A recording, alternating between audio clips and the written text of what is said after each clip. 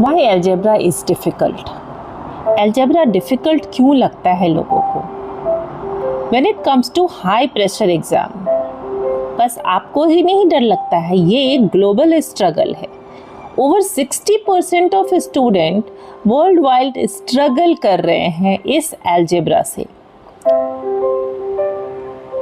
Algebra है क्यों इतना डिफ़िकल्ट?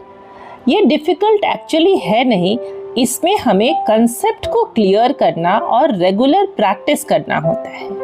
और इन्हीं सब प्रॉब्लम का सॉल्यूशन लेकर के मैं आपको दिखा रही हूँ कि क्या ऐसा 5 रीज़न हो सकता है जहाँ पर अलजेब्रा में प्रॉब्लम आता है और उसे सॉल्व कैसे करें।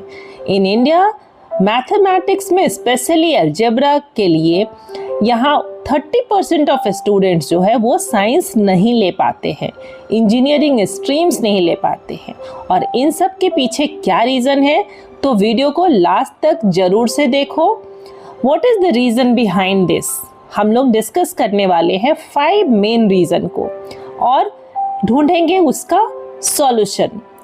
तो ये आपके पास जो फर्स्ट रीज़न है वो होता है हाई प्रेशर, एग्ज़ाम का हाई प्रेशर सिचुएशन, जिसे हम कैसे सॉल्व करें। यहाँ सॉल्व करने के लिए मेनली है कि जो बाकी के 4 है उस पर फोकस करो और रेगुलर प्रैक्टिस करो।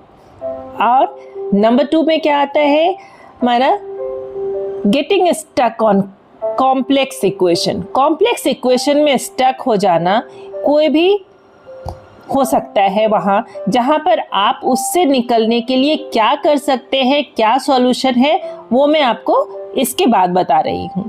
ठीक है, उसके बाद नंबर 3 जो है वो क्या है हमारा, लिमिटेड अमाउंट ऑफ टाइम। किसी भी अलजेब्रा के सम को सॉल्व करने के लिए टाइम स्लॉट लिमिटेड होता है और इस लिमिटेड टाइम स्लॉट से आप कैसे फाइंड आउट कर सकते हैं सॉल्यूशन।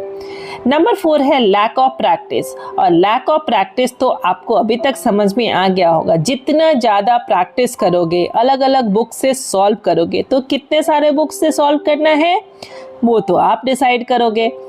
जितना ज़्यादा बुक सॉल्व करोगे उतना ज़्यादा आपका कंसेप्ट क्लियर होगा। और ये poor understanding of the underlying concept जो है वो आपका कंसेप्ट से क्लियर होगा। तो कंसेप्ट अपने दोस्तों के साथ भी डिस्कस करके कर सकते हैं, अपने टीचर्स के साथ कर सकते हैं, या फिर कहीं से सॉल्यूशन फाइंड आउट कर। अगर हम लोग पॉइंट वाइज सॉल्यूशन देखें तो जो सबसे पहला क्वेश्चन है आपका, पहला पॉइंट है आपका, वो है हाई प्रेशर।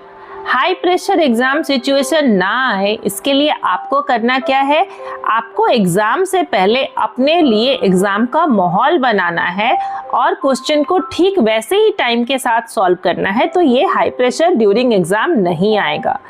पॉइंट नंबर 2 था आपका getting stuck on complex equation. Complex equation को अगर आप बार बार प्रैक्टिस करेंगे तो आपके समझ में आ जाएगा, but during exam 2 to 3 minute से ज़्यादा आप कॉम्प्लेक्स इक्वेशन पे ध्यान ना दें, अदरवाइज दूसरे क्वेश्चन को सॉल्व करने में प्रॉब्लम आएगा।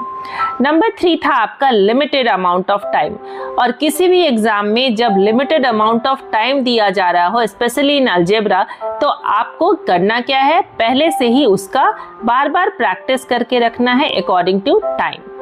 नंबर 4 में है लैक ऑफ प्रैक्टिस। ये सबसे बड़ा प्रॉब्लम होता है, बिकॉज अलजेब्रा ऐसा है जिसमें कंसेप्ट के साथ साथ अगेन एंड अगेन प्रैक्टिस होना चाहिए, सो दैट कि आपका फॉर्मूला याद करने से ज़्यादा ध्यान आपके फॉर्मूला को समझने में लगा हो।